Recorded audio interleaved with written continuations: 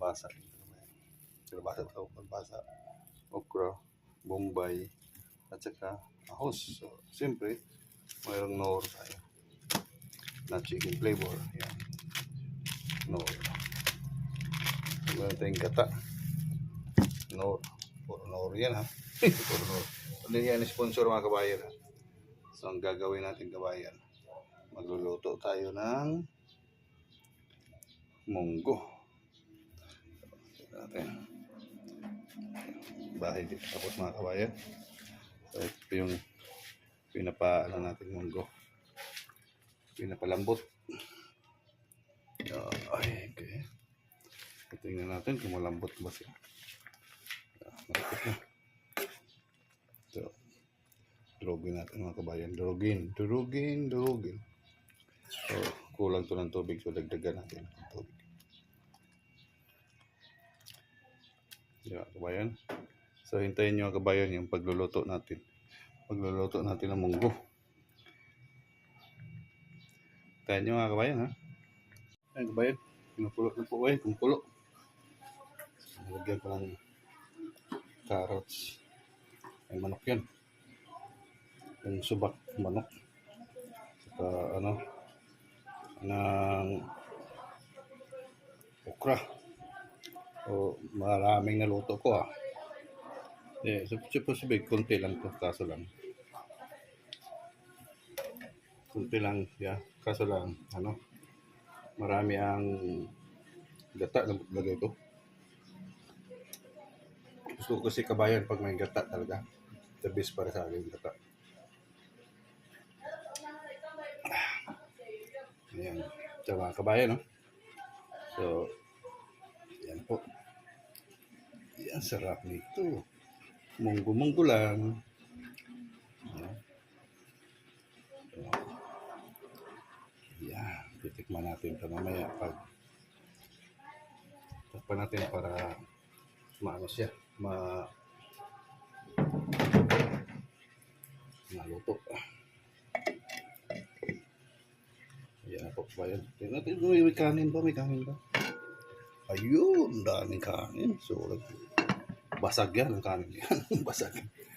So, titikman natin kung malambot na ba yung ano, kalabasa. Ano, malambot na yan. Madali lang yung malambot yan. Sarap. Inumit ako ng juice muna. Bago ang juice, tikman ko yan. So, yun po yung lunch natin mga kabayan. No? Sabi ng anak ko kasi, pa, lutuin mo yung ano pa, munggo. Sige. Lutuin natin. Ayan mga kabayan. Kumukulo. Sarap na kumukulo. Hintayin nyo mga kabayan, tagtikim ko. Ayan, titikman na natin kung anong lambot na siya, malambot ng parang biko. Malambot ng agwan kalabasa. So, tikman natin. Unti lang. Dito natin lagay. Okay. Hinahinay ko na lang yung apoy kasi sobra na nata. Tikman ko ha. Ayaw ko lang mapakita kasi napag sabihin nyo, matakaw si Rick ha. Tikman ko. Wow! Sabaw pa lang, ulam na. Laro na kayong ulam, no? Naging sabaw pa. Yan. Init, siyempre, galing sa kayo eh.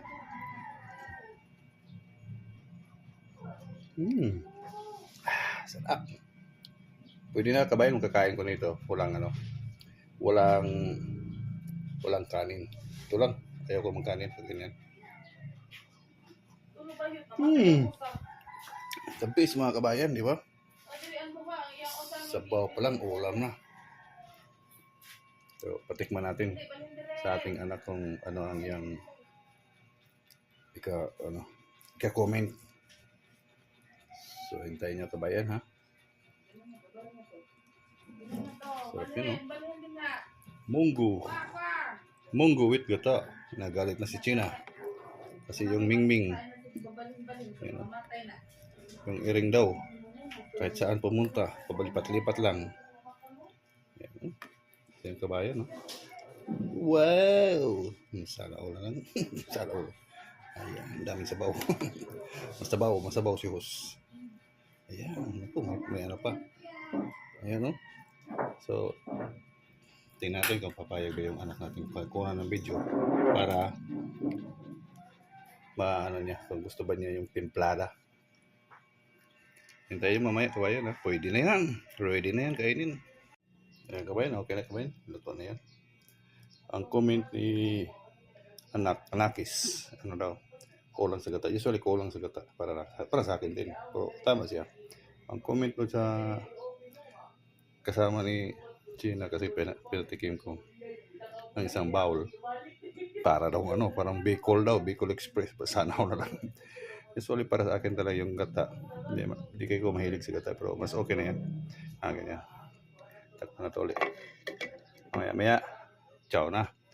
So mga kabayan, maraming salamat sa inyong panonood. See you later. Thank you for watching. Bye.